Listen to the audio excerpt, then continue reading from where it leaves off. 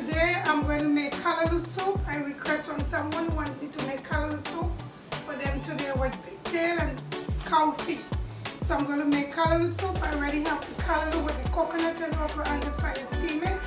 And then with the others, I'm going to show you the ingredient I'm going to put in. So I just want to let you to know today I'm making callaloo soup. There we have the callaloo. Here with the coconut milk. So now I'm getting steamed down. I have the okra, I have the dashing callaloo, and I have it steamed down there. It's boiling, and then my ingredients I have.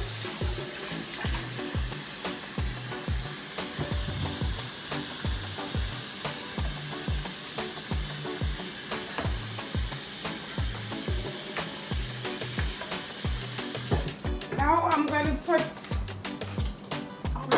some chocho, carrots, okra, shallot, a lot of shallot, and a lot of okra into this callaloo. Ginger and garlic, and scallion.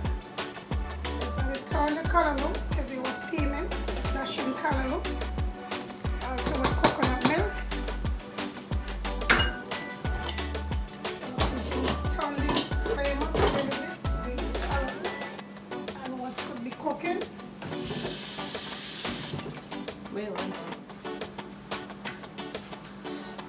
So now guys, I'm going to peel my breadfruit.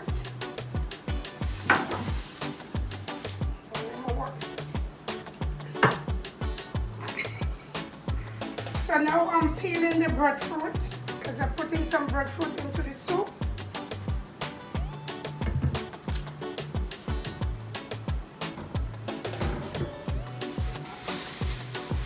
So I put in a piece of yellow yam.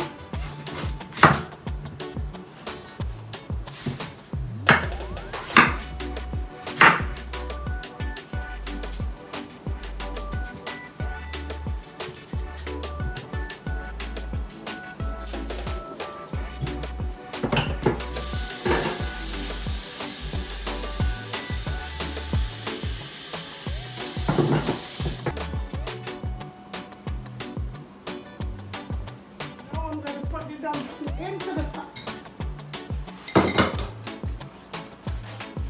Say it one more time. I'm going to put the little fruits dumpling into the soup. So here are my dumpling. Water, depending on the flour. So I use like 1.5 cups flour, not too much. And before you need flour, your hand has to be properly washed between top and end, because you cannot wash this flour anymore you put it in the pot. So, and when you knead the flour, it will be very smooth. You see how I rub it in my hand? It drops down. So the flour is supposed to be smooth and nice like this. And when you bite the dumpling, oh, this is heaven. So with dumpling, you must wash your hand. It's a must. You can't just take it. And for me, I cannot make dumpling with nail. No varnish on my hand. I'm old school. So no polish on my hand when I'm cooking. No each and every one of you.